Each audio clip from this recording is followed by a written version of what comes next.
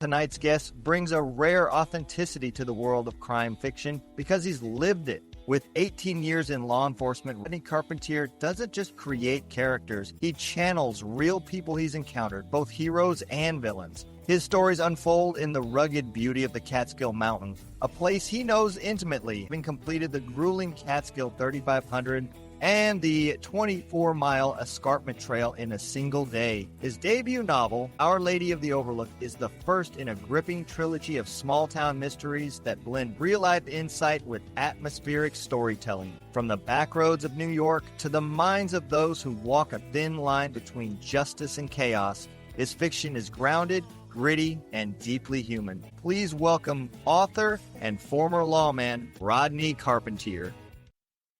Hey, how's it going, man? Good. How are you? I am doing amazing, man. Well, that intro was fabulous. Only edit I have to make is I'm a current lawman still. I'm still active. So that would be the only edit I would have to make. Other than that, everything else sounds great. What are you doing later? I need some more writing done. Absolutely. You know, I enjoy doing them, man. It's like I said, it's just a lot of fun. And, you know, a lot of these guys' stories are so unique, man. You deserve an intro like that. So thank you. So your debut book, Our Lady of the Overlook, right? Yeah. How did that book come about? I've told this story a lot lately, but really it came out of a really weird time in my life. I had been kind of in a career lull at that point, and ironically it happened about a month after my father had passed away. It was kind of a sudden thing, but it wasn't unexpected, if that makes any sense. Like we knew he was in decline, but the day it happened, we weren't, certainly weren't expecting it. And in that month afterwards, got back to work, got back to regular life and stuff like that. And one night I was working a double, and I was about 2:00 in the morning. It was about almost 12, 13 hours into working. I was tired. It was a Friday morning. It was my last one. I just needed to get till 7 a.m. and just trying to stay awake, trying to stay kind of focused as much as I could. And while I'm sitting there, this idea came into my head. And that idea was, what if you were you knew you were an orphan, and when you went to go try to find your biofam, which is a new word I just learned, you found out that your mother was actually the victim of a cold case homicide, and she was an unidentified. She was a Jane Doe. Nobody knows who she was. Nobody knew who killed her, and nobody's cared for the last 40 years. And now here you are trying to find out what's going on, and now you just have more questions. You're trying to find answers, and all you find is more questions. That's where it was kind of the nexus of that idea. And I had been a writer when I was in college. I wanted to be a writer. I was an English major. And back then I had tried to be Ernest Hemingway or William Faulkner, and I just wasn't that. So I kind of got out of trying to write for a long time. But now I had this brand new idea, and this thing of my father having just passed away. I actually wanted to do something this time, and I didn't want to let it go. So it was at that point that I needed to figure out how to write it and kind of go back to the drawing board and kind of forget the things that I thought I knew and be humble enough to say, okay, you got to learn how to do this. Yeah, it's not, I published one book, and man, it's not, it took me well over a year. It's not. Yeah, it took me 2.5 years to get from that idea. It was May of 2022, to me actually releasing it. And, I wrote it, but then you writing it is part of it. And then the other part is having the confidence to put it out there, which was where I was about a year ago. About a year ago, I had a finished manuscript. I had it edited. I was just about to start working on those edits. And I'm like, okay, well, what am I going to do after this? What's the next step? And I had no idea what I was doing after that. And it took, that was a whole other part of learning how to self-publish. I knew I wasn't going to do this whole go talk to people about my book and have other people, I wasn't going through that process. But how do I do this for myself? And it was extremely challenging. Oh, yeah, absolutely. Yeah, it's a undertaking for sure. Absolutely. The benefit though you had was with your career. I mean, it helped you kind of be able to write the script for this, right? What I did was, a lot of people ask me if the story is based on something. I've had, again, I've done a lot of interviews, and some people try to characterize the story as being a true story. And like, it's not a true story, but it has kind of this formula. listen to a lot of podcasts and I listen to a lot of true crime podcasts. So I kind of had this format down. So what I did was I framed the story from the point of view of a true crime podcaster who has, some unscrupulous ways of doing things a little bit. He's definitely a journalist and he wants to get the story and he tries to be altruistic in his motivations. So I kind of had this framing of this. So it kind of reads that way, even though it's not a true story. But the things that are true are the people. Almost all the characters are some kind of amalgamation of guys I worked with over the years, either between like combinations of names, some of the traits, that kind of blend together. The antagonists are based on the antagonists for my career. I mentioned I was at a kind of a low point right before I wrote this. So I kind of took that out on some people that I worked with.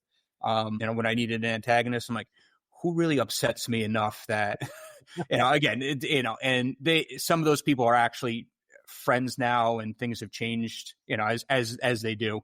But I kind of use some of their politicking and their different things like that and use those as traits that were antagonistic to my rookie cops kind of progression. Okay. Yeah. Your job just to begin with is not easy, so you're adding, stress, extra hours, and still writing a book. So, it sounds like you gave up sleeping. Ironically, when I was writing that book, everything, I got this idea and everything changed in 2023. And I can't speak for the military, but I'm sure anytime you have a change of command or, you get a new CO, things can change, especially if you get somebody that's just is the 180 of what you're used to. And that's what we got in 2023. There was an election. I work for a sheriff's office. So my big boss is a politician. He has to run for election every 4 years. He's not a police chief that's connected or anything like that. He's a politician. So the guy who got elected, he had worked for the agency. When I first started 17 years ago, he was a sergeant. And then he was my lieutenant when I was an investigator. Then he made captain when I was a sergeant, and he retired right after COVID kind of started dipping down the end of 2020. He retired, kind of went back and worked on his campaign. And when he came into office, the changes he made at the top worked out for me. A lot of the people he put into the chief role and the captain's roles were all people that I worked really well with. So as they rose, I got more and more responsibility. So ironically, prior to him coming to office and all these changes making, I had more time because I wasn't important. And I keep saying this, I got really important at work and it's ruining my life. So now, work used to kind of be like, hey, show up, get the guys out on the road, make sure everybody comes back at the end of the night, get some of the jobs done. And that was it. I'd wake up in the morning and I'd have time to write. And now I work during the day. I'm about to get promoted to lieutenant and I run everything administratively within the agency. So when I come home, I'm tired. I'm writing all day. I'm doing grants, checking on this and checking on that. So it's really kind of put a damper in my writing progression. However, I did manage to finish the second book, and that is coming out the end of August. So the rest of this weekend, after I get off the call with you, I'm going to be working on the last bit of editing so I can get to the proofreader so that I can have that ready to go. That's awesome, man. So my hat's off to you, brother. Then I got to write a third book, and I got to pay off all the stuff that I wrote in the first book and the second book, because the second book ends, small spoiler, it ends with shots fired, somebody's wounded, somebody's dead, and there are going to be repercussions to that, and we still need to solve the two mysteries. And so I have to figure out how I'm going to do that now. Well, at the end of the day, man, that's it's good. How if you don't mind me asking, how long is the book? Is it the first book right here, 380. Apparently it didn't carry over, so I'm about 390 pages. Wow. And that's 8x5. I recently learned about the sizing. The first book was about 104,000 words, which I think is an easier way I found to describe it. So it's about 104,000 words. Second book right now is 101. I'm actually hoping to trim that down more, but they're big books. There's a lot in there. But no one's ever complained in any reviews, or anybody that's gotten through, read it, has never said it's too long. No, I think a book with that kind of plot behind it has to be long.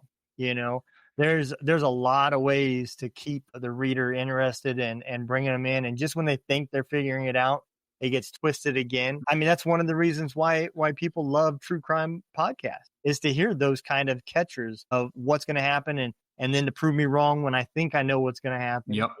Yeah, it is a fun deal, man. You said that your characters have real voices. These people that you're writing about, they haven't necessarily done, like you said, they haven't done the things that you're talking about, but they have the traits and the characteristics of it.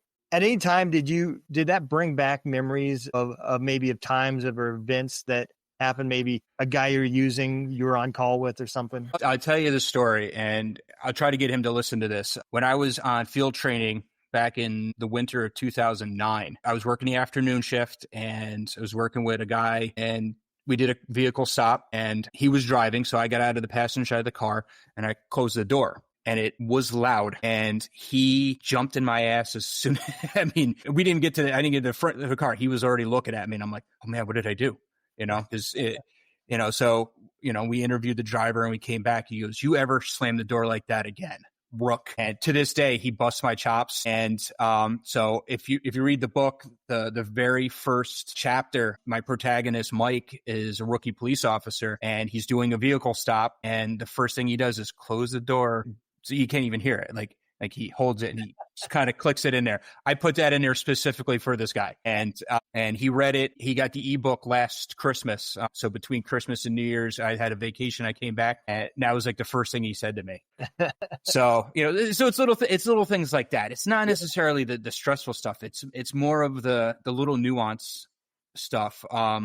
Or their Mike's. I won't call him a mentor. He's more of a friend. The character Hugh Bell is this kind of big veteran cop, and he's kind of like the big brother, and he is essentially my partner from the time I was on Midnights. We rode together every night during that time, and he was just the greatest guy. He was the first guy I ever told me, he says, if we didn't pick on, if we weren't picking on you, that means we didn't like you.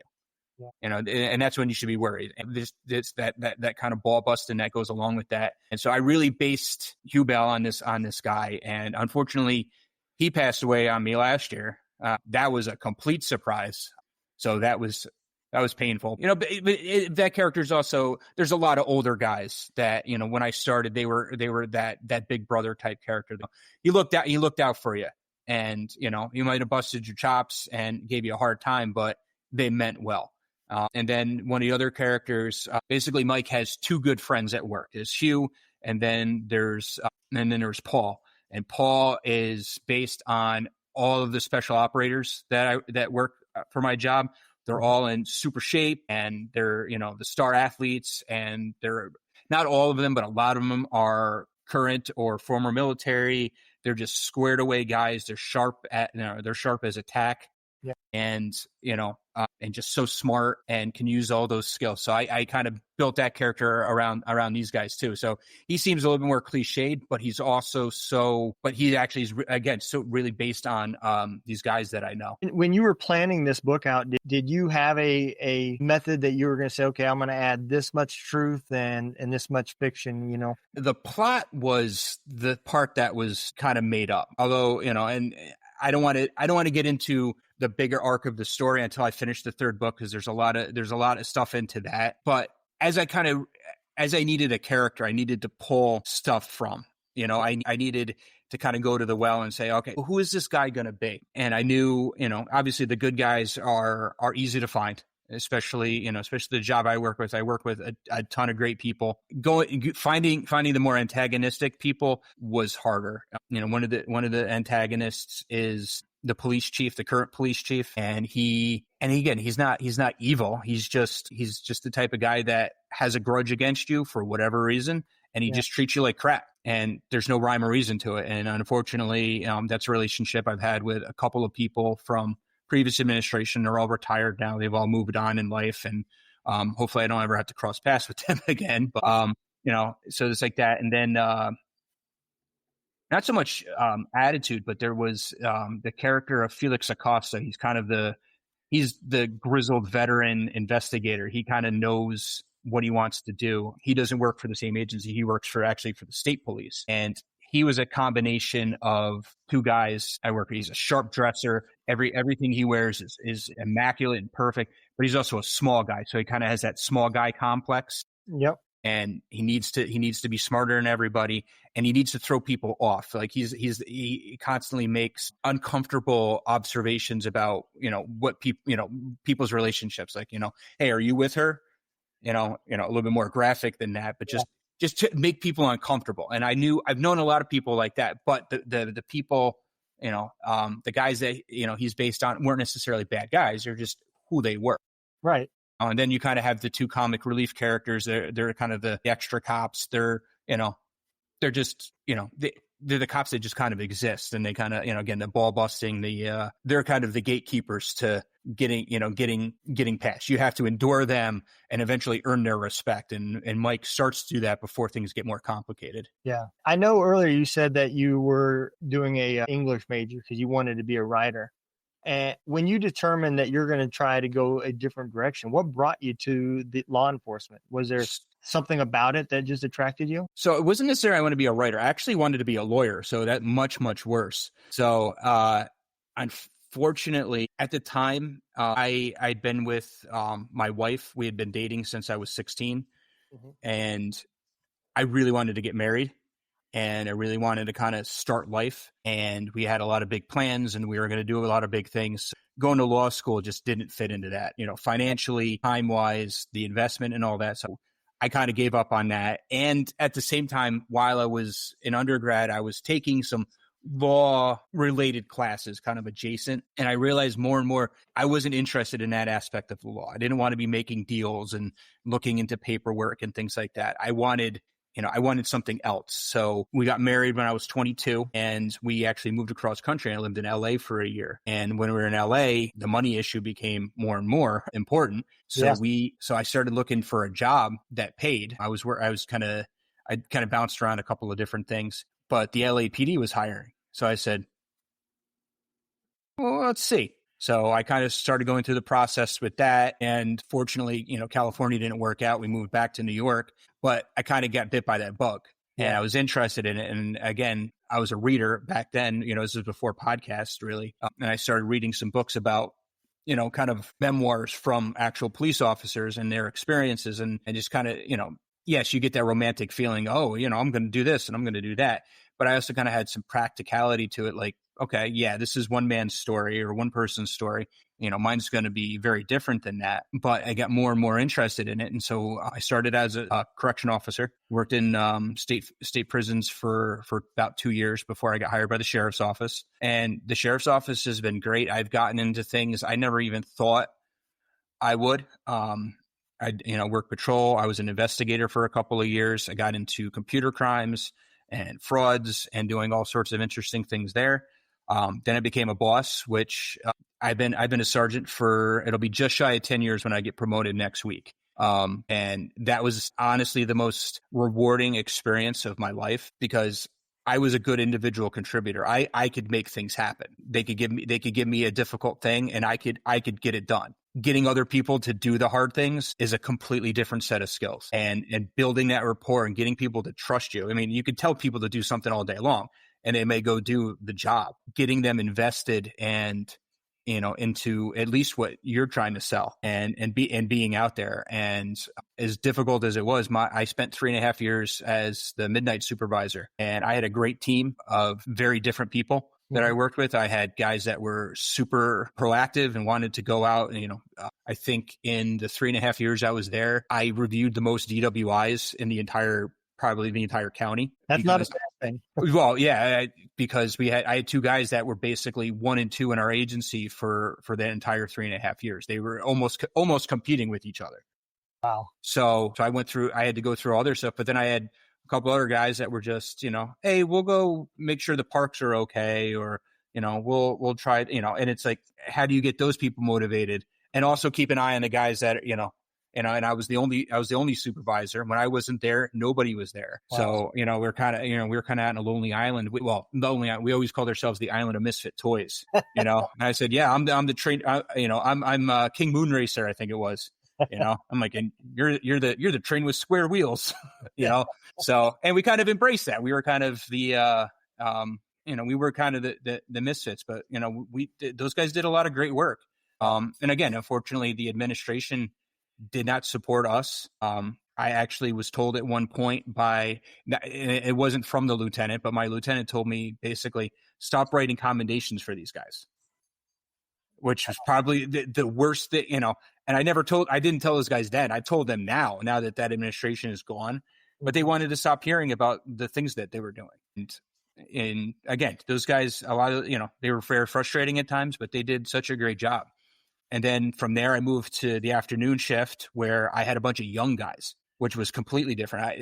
My previous, when I was the A-line supervisor, I was the youngest guy. Everyone else was older than me. Yep. Whereas going to the afternoon shift now, I wasn't extremely older than them, but I had them by between 5 and 11 years probably. Yeah. And trying to motivate a completely different generation. I guess I'm a millennial or an exennial. I'm born in 1982, so I kind of on that cusp between the two generations, and now dealing with the Gen Z kids and stuff like that. They have completely different motivations. A lot of the guys that I used to work with was all about overtime. Need to make money. I got a family. I got to do this. I want to go on vacation. Money.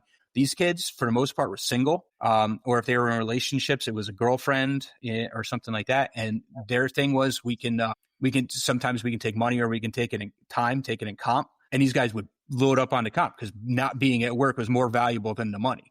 It was just a completely different set of motivators.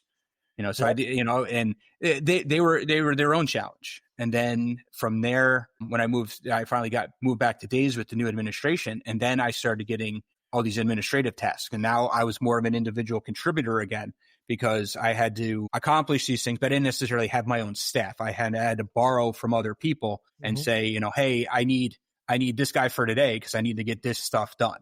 So I didn't have like a regular thing. And then as I kind of went with that, I got a couple of guys that were based in our records department, our records division. One guy was a guy, but actually both of them previously worked for me on midnights. So one's really good with computers and knows how to get into our records management system and do all the searches and find all the stats. I mean, he's like Doogie Howser, or he's the kid who wore tennis shoes. He could find anything you needed. Yeah. And the other guy is this older guy. He was the old thing. He could talk the ears off a brass mule. Like, he's a talker. Like, he could go and go and go, but he also knows what he's talking about. He's detail oriented. So those became my new team. And then I got a couple of part-time retired guys that come in and they do some more of our accreditation stuff. So I had to work with them. And more recently, now that I'm being promoted to lieutenant, I'm kind of taking my job and going up to the next level. So now I'm going to have sergeants reporting to me that are going to have that job. And now I got to teach them the things that I know. And I have so many big responsibilities now. I'm telling you, I don't know. I really hope I'm up to the job, up to the challenge, because there's a lot of pressure on me right now. So, and I also have a family and writing books and all this other stuff too. So, yeah, no, absolutely. When I was in the military as a NCO, I always told the young NCOs, look, I said, do you know what a subordinate soldier is? And they would look at me and be like, you're talking about like a private? I said, well, yeah, but their definition is the direct reflection of their leader. That is a subordinate. And it gets even harder. That's one thing when you're worrying about 3 or 4 guys that you're just trying to mentor and get them on their career path. But then when you go and you're above the bosses and now that's when you start to realize how hard it really is, because you, as that middle ground, you're trying to keep your guys happy and keep your boss happy. And half the time those two things do not align. Nope. And so you're that middle guy. And then when you get to the other side of it, you realize that's why I was being told to do this and that and this. And it gets challenging. And when you add a position that comes with risk already, no different than military or being a police officer or a firefighter, these are things that you have to instinctively dig and look for these challenged people. The ones that are asking a whole bunch of questions aren't the problem. It's the ones that are not asking any. Totally agree with that. And again, law enforcement has changed so much in the last 17 years that I've been doing this. I bet. Early on in my career, one of the things that my sheriff's office does is the patrol division will transport prisoners from the jail to local courts. So one of our city courts, one day, we had a team out there with a couple of inmates, and they were in the courtroom when somebody walked into the main vestibule of the court and started shooting. And so we had shots fired. You had these guys who are watching inmates, so they can't respond over there. They're, I wouldn't say helpless, but they're kind of caught between those two things. They didn't take any fire, but that's a stressful situation. And so the next day, one of those guys called out sick, and one of our top administrators basically said, "What's he calling out sick for? He didn't get, nothing happened to him." And obviously there was some kind of stress there. And instead of, and back then we would, maybe talk to one of the crisis negotiators for a couple of minutes, but obviously if somebody has that much stress to call out sick the next day, something's going on. Yeah. And instead of ridiculing that guy for, being weak, go support him to make sure he's strong. Yeah. And, we've changed that completely. One of the big projects I'm working right now is I'm writing a federal grant to get us some funds so we can set up a peer support system with our in the office, and not just for deputies. It's for, getting guys that can help support the deputies on the road, help support the correction officers in the jail, support the command staff, because, a captain with 30 years on doesn't want to talk to, a deputy with 6 or 7 years on. He may be great to talk to one of the deputies, but he's not going to talk to the captain. We need somebody at that level, speak at that level. And including our civilians, they're going through so much stuff. Unfortunately, my agency has had, in the time I've been there, we've had 2 suicides. And just before I started, we had at least 2 guys that had substance abuse issues that led to accidents and other things that led to them passing away. So, and we weren't managing that stuff. And, the new sheriff was there for all that stuff. He's been around for, 30 years himself. So he's seen that and he prioritizes that. And so it's good to have a leader like that says, hey, this is important. And then he points at, me and, a couple other people on this team and says, we need to get this taken care of. Yeah. So the fact that we're prioritizing that stuff, that's huge. And, and then the understanding is better mental, the better our mental health is, the better we can help the public. And we're, because again, mental health is also the main reason why we have a lot of the problems we have in the world nowadays. And if you take that perspective on what we do, that, yes, it's, you're doing something illegal, and yes, I have a job to do. I have to, remove you from the system right now in order to take care of this. And you have to answer to what you've done. But a lot of the underlying stuff has to do with mental health. I work on a threat assessment team that looks at people that are before they are a mass casualty attacker, looking at, the things that lead to that and seeing how we can disrupt that pathway to violence. We have a new initiative with the state looking at intimate partner violence and trying to figure out ways to offer support for victims and survivors of these domestic violence types things, but also holding the offenders accountable and trying to figure out how to fix them too, because they have something in their past that says that the violent actions that they're taking is okay. And you need to interrupt that. You need to figure out, that's a mental health thing. That isn't, some people are just assholes, but there's usually a reason behind it. Yeah, no, absolutely. 2 years ago when this show started, I didn't know much about trauma or PTSD. I knew I was diagnosed with it. And to me, it was just okay, PTSD means you're a dick, you're an asshole, but what I didn't realize, and podcasting really opened my eyes to it. I've had several guests actually that were from another country that served in their military. And when I hear that they've got soldiers that are committing suicide, and then you hear about the people, whether it be military or civilian, doesn't matter, with sexual assault situations, and they're committing suicide or they're using substance abuse, you start realizing that trauma isn't job related. It's a natural reaction to the human body. And all these things that you're saying are symptoms, the suicide, the substance abuse, the getting in trouble with the law, homelessness, all of these things are different symptoms that haven't been treated. And And the further down that rabbit hole you go, the more treatment that it's going to take. And it's not an easy process. No, not at all. It really isn't. And everybody's, the one thing that changes is the triggers, the one things that set you off. For me, it may be a loud noise. And for somebody who went through a sexual assault victim, it may be somebody coming up and putting their hand on their shoulder or something. Those are the things that are different, but it's still, the root cause is trauma, Yeah. And it doesn't have to be. And that's one thing that I really focus on, is trying to educate people that, mental health, suicide, and PTSD are not soldier problems. These are human problems. The country, your race, the sex, none of that stuff matter. Right. And so it's tough, because yourself and military people, you have to have a certain type of mentality to handle the things that you're going to see on a daily basis, whether it be car accidents or shootings or whatever. You're going to see bad stuff, fairly often. And it makes it very tough, because you also have to have that ability to say, okay, I see a guy that's had a rough week. Let me check on him. That was the part that the military was missing.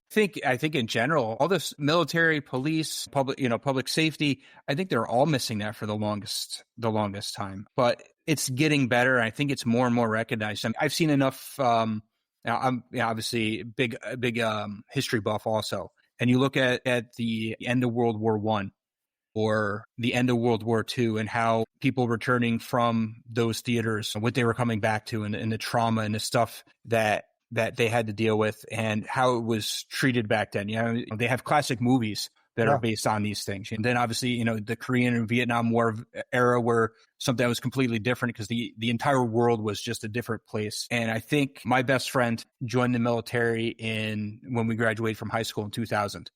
He ended up doing 9.5 years. He did 2 tours. He got recalled after actually getting out. Did 2 tours in Iraq. One as a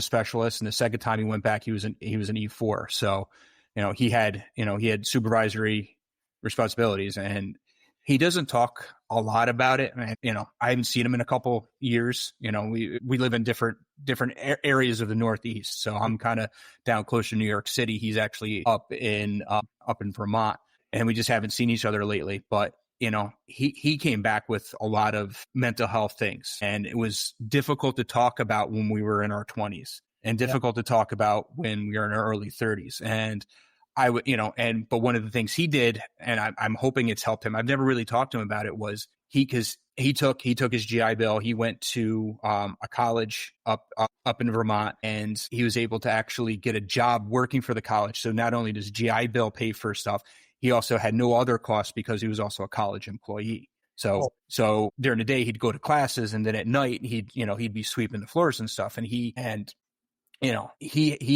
a lot of issues dealing with the difference between people who weren't serving and him having done, a decade of his life and extended periods of time away from home doing this stuff, or doing the military thing. And there's a lot of animosity, but he found himself, last I knew, he was working for, I don't know if it was a state labor department or like a county level labor department. And he works with veterans in order to help get them into jobs and get them into career training so that they can transition into the next part of their life. So he's kind of turned that around. Like I said, I haven't talked to him about it in a couple of years, so I don't know exactly, but I know he was doing that for a while. It was kind of a grant funded thing that he was involved in. And so he was trying to do some good, and I think that's part of it too. Is I've watched, changing gears a little bit. I've watched guys, my old partner being one of them, left law enforcement, didn't know what to do with his life, bounced around different things, and he didn't have a purpose anymore.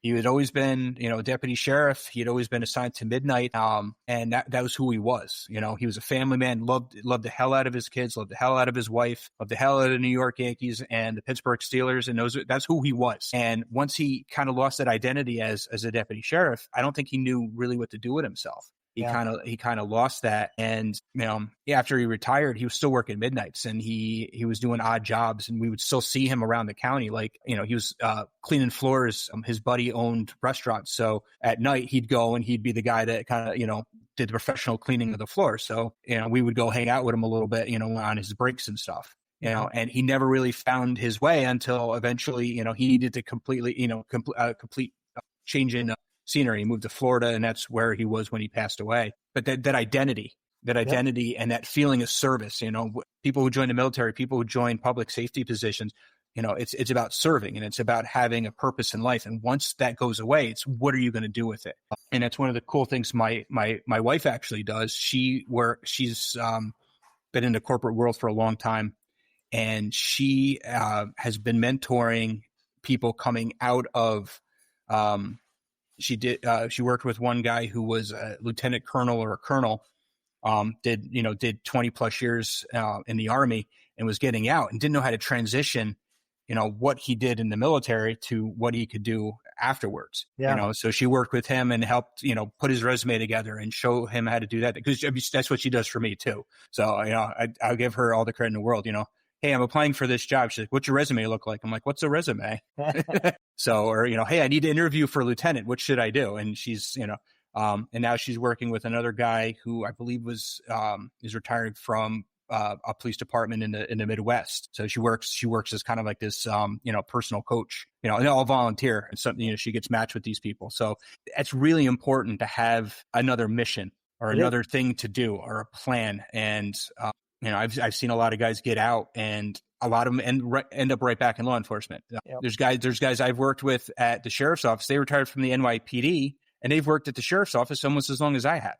They did another career in public safety. They retired and got that pension, and they're living off that pension. But it's like, okay, I still need to serve. I still want to do this stuff. Maybe I don't want to go out and stand on the line and be right there, but I want to be adjacent to that. I want to and these guys have great skills, and I give them a lot of credit, because honestly, where I'm at in my life is, I'd like to get my 20 years done. I got a little over 3 years to go. I'd like to finish that up, and I'd like to go and write books for the rest of my life and go meet people, which is honestly, that's what I want to do. I want to go and talk to people, meet people, and have cool experiences like this, all over the place. I found that I really enjoy that. I think, just interaction, with people, especially like-minded people, it's important, because it allows you to bring back some of that identity, because you can relate to the people you're talking to. But I understand completely what you're saying, because that's how I was when I got out. I went from, being recognized as things I've done in the military and being looked up to by some of these young soldiers. And I thought I didn't want that no more. I thought, I'm tired of babysitting other people's kids, and I'm just done. I want to get out. And once I got out, I didn't know what to do. I mean, you realize real quick that the incomes are hard to come by. You realize real quick that you're gonna go from being a supervisor to the new guy that's starting out at the bottom again, and it's tough. It just adds to that stress. And I don't want to call it that you have to be humbled or anything, but it is tough when you lose that purpose and that drive. And in our industries, where it also involves 15 seconds worth of adrenaline and 2 hours of boredom, is tough, because you can't replace that. You're not going to find that anywhere in the civilian world as, working a job, getting away from serving. And I think that's really one of the reasons why everybody does it. Why soldiers say that they would go back to Iraq again if they had to. Life is simpler. When you're over there, you wake up, you go to work, you stay alive, you wash, rinse, repeat. You don't have to worry about the bills. You don't have to worry about the details, the duties. You just do your job. And they had a handicap sticker and everything, and they were walking in, and people would make smart ass comments and say, well, you don't look handicapped to me. Well, not all wounds are on the outside. Absolutely.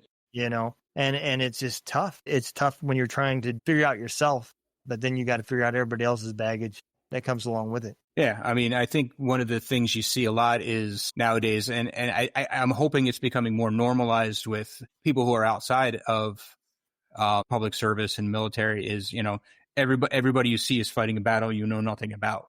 The stress, the stresses of life, the stresses of, the memories you have, the trauma.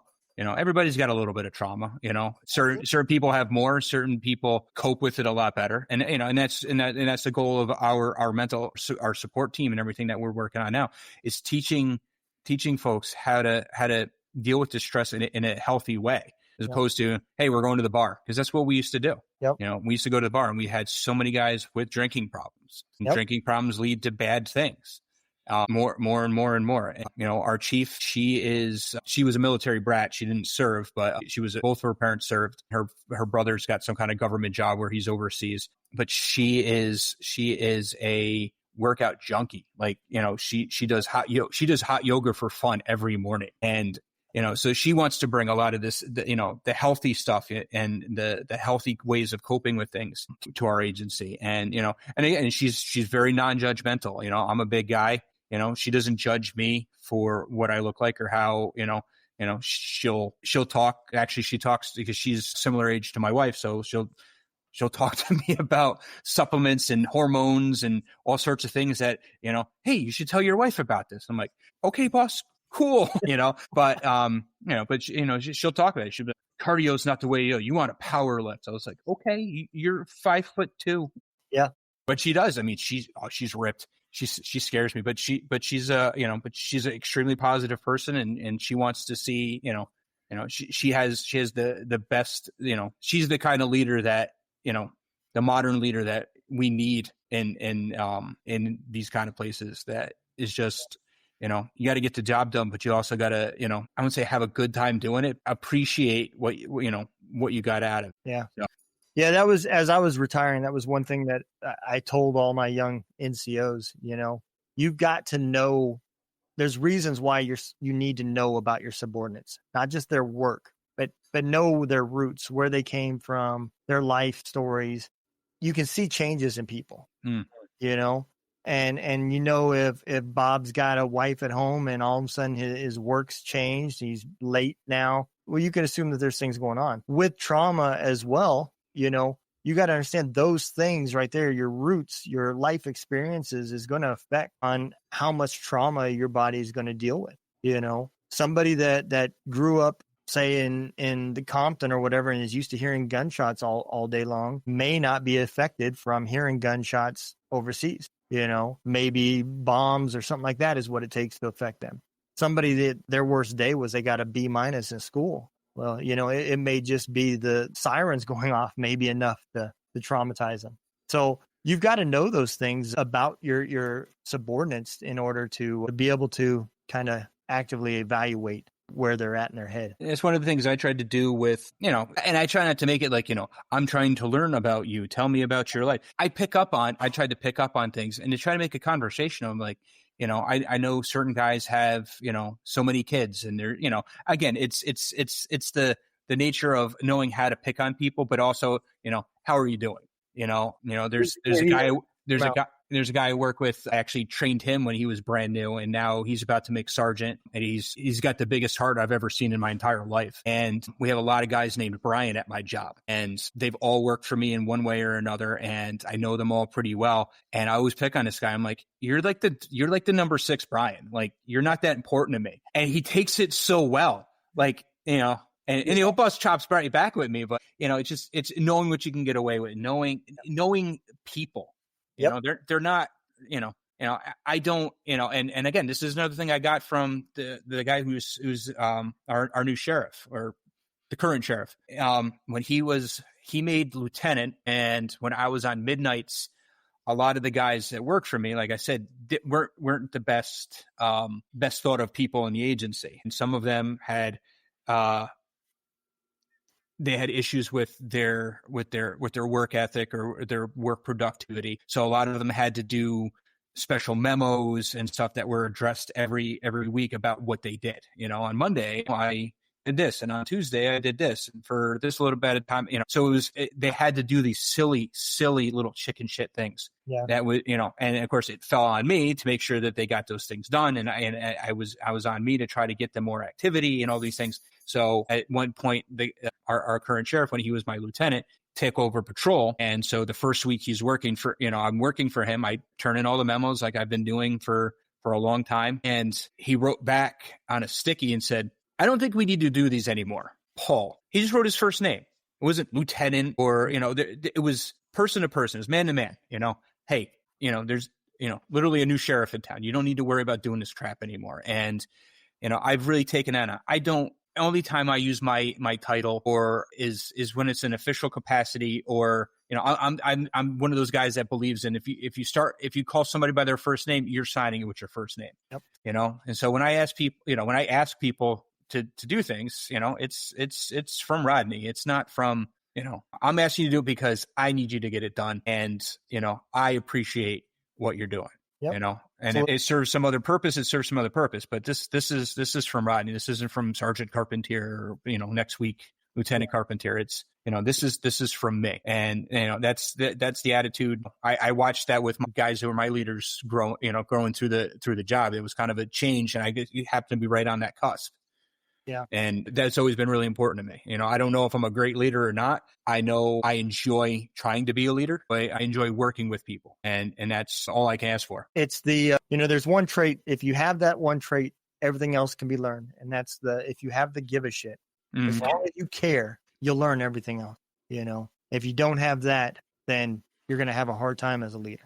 Yeah. And I found a couple of different interesting ways, like building rapport with groups. Like I said, we're the Island of Misfit Toys on A-Line, and my new group, we're very small, but a bunch of us were packed into a small office together, and we're, right on top of each other. So I started calling it the Wolf Den. And because it was the Wolf Den, we started getting called the Wolf Pack. So I've just kind of run with that. Like, I'm like, hey, Wolf Pack, let's go. One of the current midnight sergeant will pick on us because our office has some kind of weird humidity thing where there's a humidity alarm that goes off in the middle of the night now. So he wrote an email the other day. He goes, "It's too hot in the Wolf Den." so it's just, but you kind of created that identity for us, and and identified us to other people. And maybe they didn't want to be part of our group in the first place, but that's who we are now, and that's who and they kind of. We kind of work together like that. Creating that identity, among people too. When you have, a dedicated group of people is I think important also, and then your job as the leader, as the boss is to facilitate that as much as you can. Yeah. You were saying that when you retire that you would like to be an author full time. Do you have any plans in the future of writing a biography about your military career? Or? I've thought about that, because I think it's interesting the way that most military and law enforcement public safety careers are about 20 years. So you get a decade. You kind of got almost a generation under you. I got into corrections in 2006, and I'm going to be getting out roughly 2028, 2029, hopefully, knock on wood. And in that time, I've gone from, New York, we had, Bucky Phillips had escaped from prison and was, shooting state troopers. And I remember following that when I was brand new in state corrections. I've been through, if you just look at presidential administrations, I started under, George W. Bush, went through Obama, went through Trump 1, went through Biden. Now we're in Trump 2, and just the differences in the attitudes, COVID, BLM, going back to Ferguson, that shapes your career and shapes your as much as anything else, even if it doesn't directly affect you. Like, we didn't have huge riots in the county where I work, but we had demonstrations and we had to be ready. Yep. Fortunately, nothing ever devolved, and people did their protests and did their thing and moved on. That's great. But we have to be prepared. Again, I write grants, and I need to be worried about those things. When it comes to elections, we needed to, we had to put extra guys on just to do patrols of election sites, just to make sure they're secure, make sure there's nothing weird going on. And that's probably something different than it was, in previous years. So you just look at politics, you look at, the shape of, law enforcement and what's accepted and what's not. When I started, body cams weren't a thing at all. Now everybody's got a body cam, so I would be interested to maybe put my thoughts down and see where it took me. I mean, and it wouldn't really necessarily be an autobiography about me. It would just basically be almost a timeline of my experiences versus, in a smaller department versus the larger world, and how it kind of affected smaller town, small town America, or where I am in New York, and that might be something interesting to see. I'd have to see how that goes. I don't know a lot about memoir and writing memoir yet. I'm sure there's a podcast or a YouTube video or 20 that I could watch or listen to. So, that might be something I do. I want to see how things wind up, because if I do retire in 2028, that'll be an interesting kind of ending point, because we'll be going into another election and seeing where we're going after that. Yep. So I guess we'll see. So it's definitely crossed my mind, but I don't have any huge plans for it. I've a lot more fake stuff I want to write first before I worry about reality. Okay, absolutely.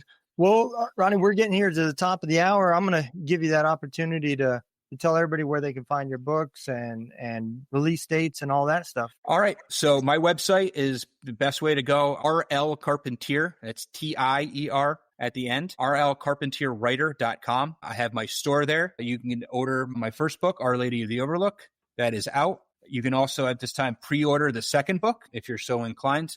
That'll be out on August 29th. And the third book, I'm hoping for a spring next year release, because I have a lot of people that are really pushing to make sure I finish this trilogy before they buy anything else. So that's the best thing. I'm on Facebook, RL Carpentier, debut writer or author or something like that. If you go to my website, I do a weekly newsletter that I'm very, very good about releasing. So getting it out every Sunday morning. If you want to keep up with me, the website automatically prompts you if you're so inclined. Sign up for the newsletter. I'm very communicative with that stuff. And by the end of summer also, if you're an audiobook person, I will be having I will have both out on audiobook. That's my summer project. And that's pretty much where I'm at. And then I'm all over the place on podcasts, just like this one. So that's where I'm at. All right. All right. Well, I will make sure that once we get this all released, I'll get all of your links and everything added in there to make it easy for people to read your books. I appreciate it, man. I appreciate you.